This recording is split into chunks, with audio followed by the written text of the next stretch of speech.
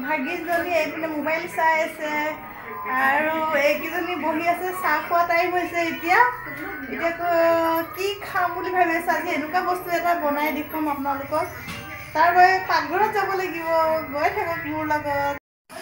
পাকঘৰত আহি গ'লো মায়ে ৰেডি কৰি আছে পিঠাগুড়ি দেখিছেনে পিঠাগুড়িত অলপ নিমখ দি লোৱা গৈছে আৰু অলপ কুহুমীয়া পানীয়ে সানা গৈছে সানি পেলাই এনেকৈ এইটোক মুঠিয়া লাডু বুলি কয় মুঠিয়াও বনালে হয় এনেকৈ পিঠাৰ ধৰণৰ বনালে হয় আৰু গৰম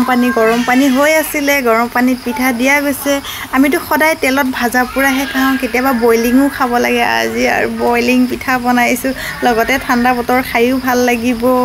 আৰু ৰেডি লগতে এইফালে বনোৱা হৈ গ'ল দেখিছে কি ধুনীয়া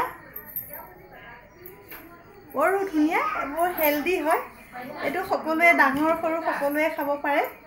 আৰু স্কুলত টিফিন হিচাপেও দিব পাৰে ল'ৰা ছোৱালীক কিন্তু ল'ৰা ছোৱালীকতো একেটা টিফিন কেতিয়াবা মানে ভালো নালাগে এনেকুৱা বইল দিলে পিঠাগুড়ি যদি এনেকৈ বইল আমি ভাপত দিয়াৰ নিচিনা হয় বইল কৰি বনাই দিয়া হয় ল'ৰা ছোৱালীয়ে খায়ো ভাল পাব নিমখ দি দিব লাগে লগতে এনেকৈ গুড় দি দিব পাৰে আজি আমাৰ গধূলিৰ নাস্তা এটি টেষ্টি লাগিব দে টেষ্টি হয় নেকি তুমি খাবা জানো আহা আকৌ চবেই খাম আপোনালোকে এনেকৈ ট্ৰাই কৰি চাবচোন ঘৰতে